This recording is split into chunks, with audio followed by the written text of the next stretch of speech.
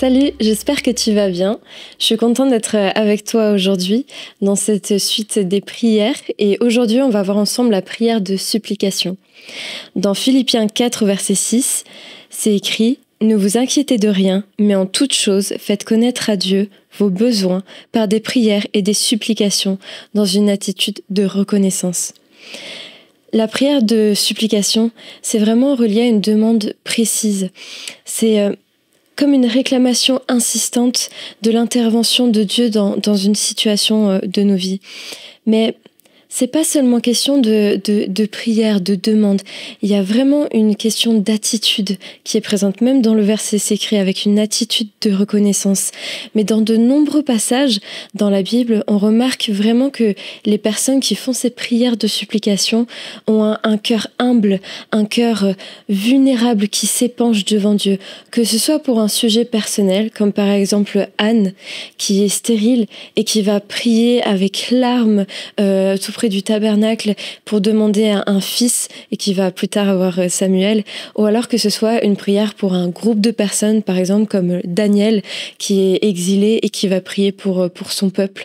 Donc on voit vraiment dans ces exemples-là, il y en a plein d'autres dans la Bible, qu'il y a vraiment une question de cœur qui s'épanche devant Dieu avec humilité, avec vulnérabilité, avec aussi compassion et on peut se dire, ok, mais dans cette attitude-là et cette attitude aussi de reconnaissance envers ce que Dieu va faire, comment vraiment prier une prière de supplication? On peut avoir une idée, on sait que c'est supplier Dieu par rapport à quelque chose, mais on va voir ensemble au travers d'un texte que j'aime particulièrement, c'est le texte de Néhémie, et c'est au chapitre 1.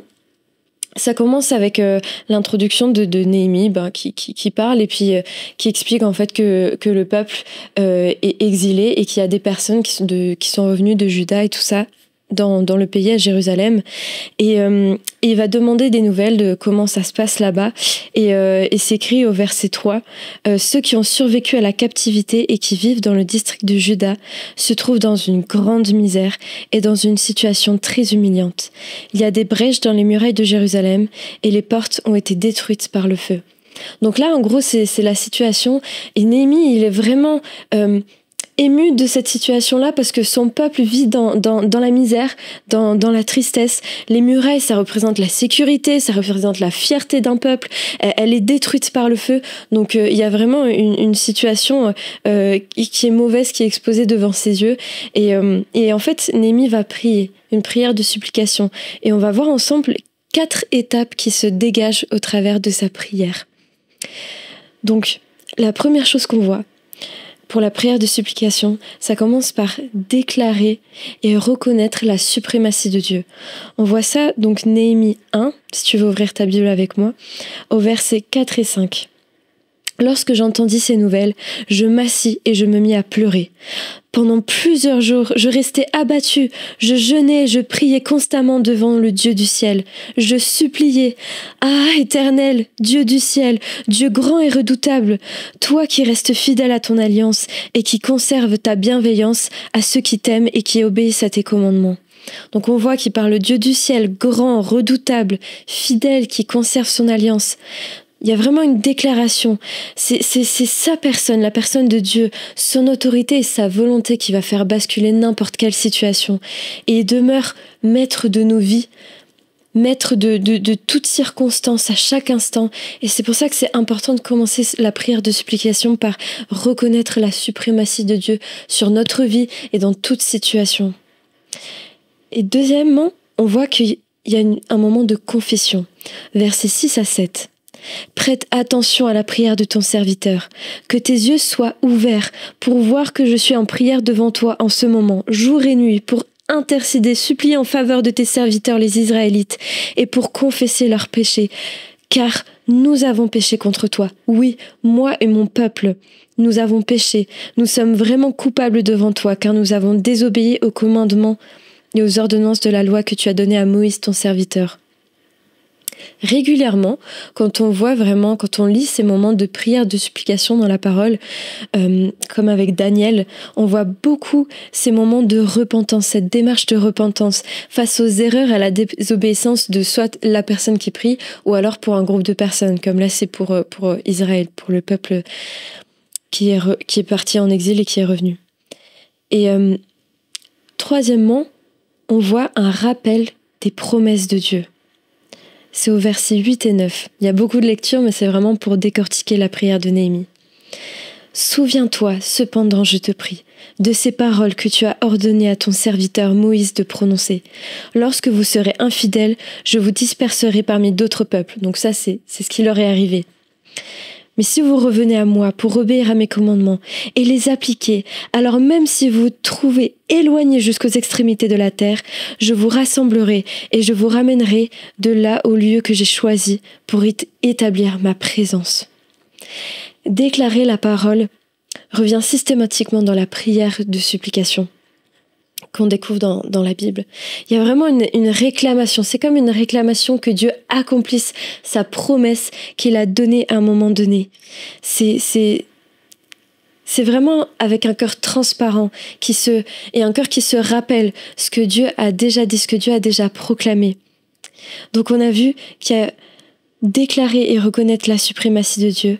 Deuxièmement, confesser. Troisièmement, rappel des promesses de Dieu. Et on voit ensuite dans la prière de Néhémie, quatrièmement, qui décrit son besoin spécifique. Donc parce que la prière du coup de supplication vient avec une demande particulière. Et au verset 11 de Néhémie, on lit « Je t'en prie Seigneur, veuille prêter attention à la prière de ton serviteur et à celle de tes autres serviteurs qui désirent te craindre.